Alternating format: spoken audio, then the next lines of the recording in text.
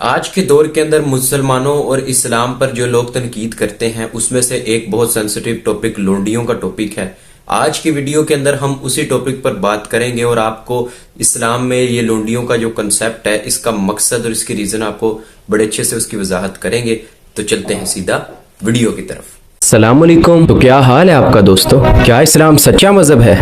آئیے جانتے ہیں۔ تم میں سے بہتر وہ ہے جو قرآن سیکھے اور دوسروں کو سکھائے۔ تو چلے آئیے آج ذرا قرآن ہی سیکھ لیتے ہیں۔ تو آپ سب دیکھ رہے ہیں میرا یوٹیوب چینل۔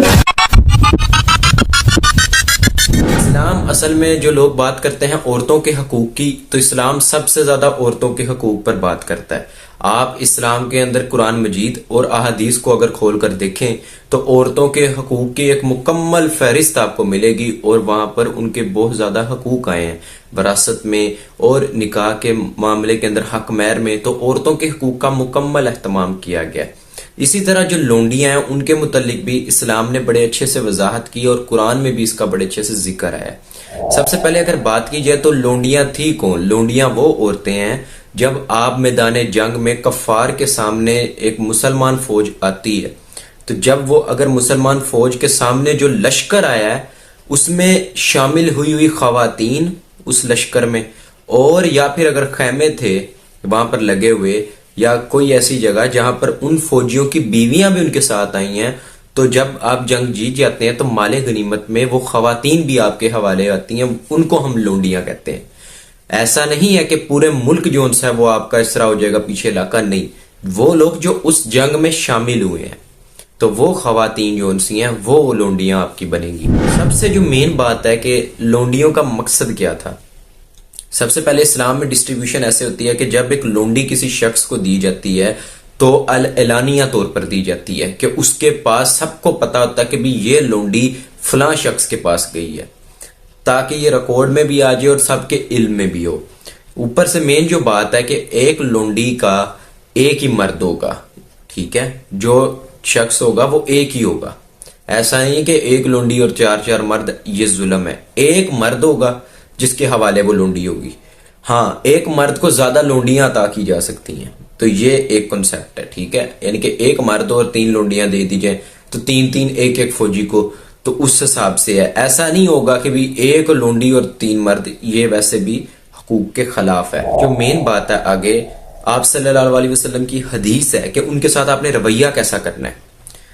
آپ صلی اللہ علیہ وسلم نے کہا ہے کہ ایک شخص وہ بہترین شخص ہے کہ تم میں سے ہر اس شخص جس کے پاس لونڈی آئی ہے، اگر وہ اس کی اچھی تربیت کرے، اس کو اچھی تعلیم دے اور اس کو آزاد کر کے اگر نکاح کر لے تو اس کے لیے 2 گنا اجر ہے۔ یہ آپ صلی اللہ علیہ وسلم کی حدیث ہے اور صحیح بخاری میں بارہا اس کا ذکر ہے۔ پھر اس کے علاوہ آپ صلی اللہ علیہ وسلم نے جو مین بات کہی ہے کہ آپ نے ان کے ساتھ جو لونڈیاں ہیں ان کے ساتھ اگر آپ کی مباشرت ہوئی اور بعد میں اولاد پیدا ہو گئی ہے تو وہ جو اولاد ہے وہ بھی آپ کی کسٹڈی میں آئے گی، اور ویسے ہی اس کے حقوق ہیں اولاد کے جیسے آپ کے باقی اولاد کے ہیں۔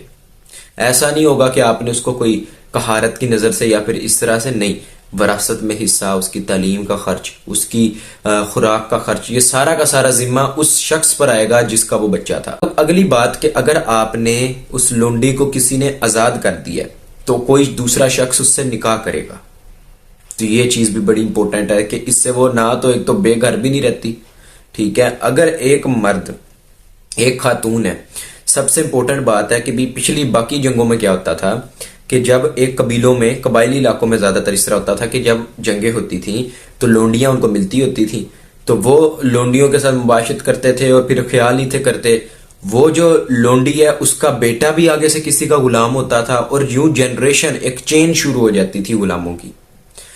تو اسلام اس کا مخالفت کرتا ہے کہ جو باپ ہوگا اس لونڈی کے جو بچہ پیدا ہوا ہے، جو اس کا مالک ہے اس لونڈی کا، وہی اس کا باپ ہے۔ اسلام ہمیں اصل میں لونڈیوں کا جو کنسیپٹ ہے نا، وہ سارا کا سارا عام بیویوں والا صرف وراثت کے علاوہ، وراثت اور نکاح، لونڈیوں کے ساتھ آپ کا نکاح جو ان سے صرف تبھی ہو سکتا ہے اگر آپ اس کو آزاد کر دیں، تو ویسے آپ نکاح کے بغیر بھی رکھ سکتے ہیں، پہلی چیز۔ دوسری چیز، وراثت میں اس کا حصہ نہیں ہوگا، اس کی پیدا ہونے والی اولاد اگر آپ کی ہوگی اس سے، ہاں، اس کا حصہ جو ان سے وہ وراثت میں ہوگا۔ یہ چیز اللہ تعالیٰ نے اسٹیبلش کی ہے قرآن کے اندر کہ آپ کا اب وہ جو آپ کا بچہ ہے اس کی بھی وراثت ہوگی۔ حضرت علی کا بیان ہے کہ اگر ایک لونڈی اپنے مالک کی مرضی کے سوا اپنے مالک کے علاوہ کسی اور مرد کے پاس جاتی ہے اور اس سے بھی تعلق قائم کرتی ہے تو حضرت علی نے کہا اس پر بھی لعنت ہو، یعنی کہ بھی یہ اسلام نے اس کی اجازت نہیں دی۔ ایک لونڈی مرد اس کا ایک ہی ہے، جیسا ایک شوہر اور بیوی کا تعلق ہے ویسے ہی لونڈی کے ساتھ ہو جاتا ہے، بس نکاح کے علاوہ۔ اس مرد نے ہی اس کی حفاظت کرنی ہے، ہر چیز اس کے ذمے ہوگی۔ آپ صلی اللہ علیہ وسلم کی حدیث ہے کہ میں تمہیں ڈراتا ہوں تمہاری عورتوں کے حقوق سے، ان کا خیال رکھنا، ان کا خیال رکھنا، ان کا خیال رکھنا۔ یہ آپ صلی اللہ علیہ وسلم کی آخری نصیحتوں میں سے ہے، آخری وقتوں میں آپ صلی اللہ علیہ وسلم نے یہ نصیحت کی ہے بار بار کہ ان کا خیال رکھنا۔ آپ صلی اللہ علیہ وسلم کے پاس بھی لونڈیاں تھیں، آپ صلی اللہ علیہ وسلم نے ان کا خیال رکھا ہے اور بعد میں ان کو آزاد کر کے ان کو اپنے نکاح میں بھی لیا ہے۔ تو آپ صلی اللہ علیہ وسلم کی زندگی ہمیں عورتوں کے حقوق سے بھری پڑی ہے۔ آپ صلی اللہ علیہ وسلم کی زندگی سیرت کو پڑھیں گے تو آپ کو پتہ لگے گا کہ یہ لونڈیوں کا جو اصل میں کنسیپٹ ہے یہ کتنا فائدہ مند ہے، کہ یہ غلامی کی جو چینیں تھیں، جو ایک خاندان شروع ہو جاتا تھا غلاموں کا، اسلام اس کی مخالفت کرتا ہے۔ ویڈیو پسند آئی ہے؟ سبسکرائب کر لینا۔